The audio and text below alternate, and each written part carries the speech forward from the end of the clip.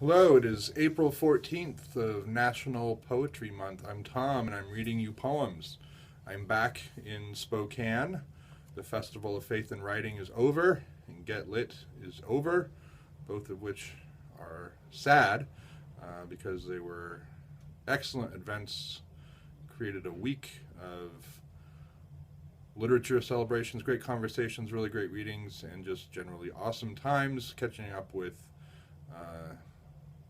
the best people in the world in Michigan and seeing just all the great stuff that's happening here in Spokane as well. And now we have a ton of work to catch up on because we didn't do a thing last week except celebrate literature, which totally awesome, but also now there's work. It's a fine day here in Spokane. My window is open and a breeze is blowing in, keeping me cool and fresh. Today is the last day of original poetry that I'll be reading you. Over the last couple days, I've been reading poems dedicated to my kids and wife, and today is the last of those, a poem for my oldest son, Zachary, and it is called Where the Trees Begin, Where the Trees End.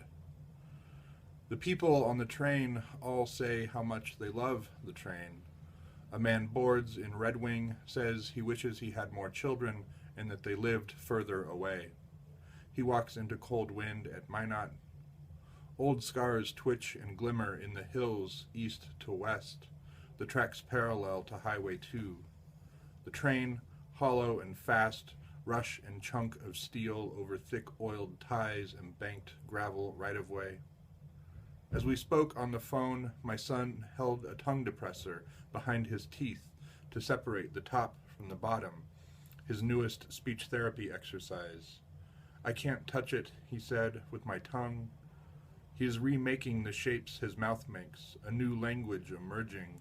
Tongue to the roof of the mouth for labials, to the bottom for gutturals. T sounds become hard C's. We take our time on the phone. He asks me if, when I visit, we can use the telescope I sent last year. Maybe we could play chess, too. In central Montana, past Shelby, abruptly, trees. Trees by the thousands, spreading in every direction, not the truncated shelter belts, gnarly cottonwoods, and dead bleached birch of the northern plains. Into Glacier, its grand and dug fir, an army of wide spruce and lodgepole. Down Marias Pass, the snow falls heavy. By the Isaac Walton, 10 feet, and an engine fitted with a beak-nosed plow moves slowly, clearing tracks and side tracks.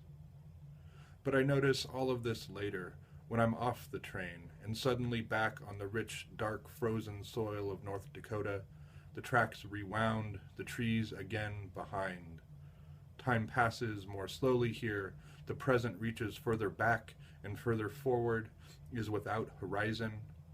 In the present of arrival, I don't remember the past as the past, as if I was moved here by sleight of hand, as if in all the hours of clanking along the rails I had slept or dreamt or died, only to be born again in the distant present, my son's wild-treed world far behind.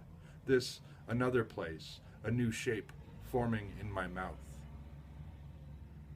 That was Where the Trees Begin, Where the Trees End, published in my collection, A Visitor's Guide to North Dakota, by Finishing Line Press in 2007.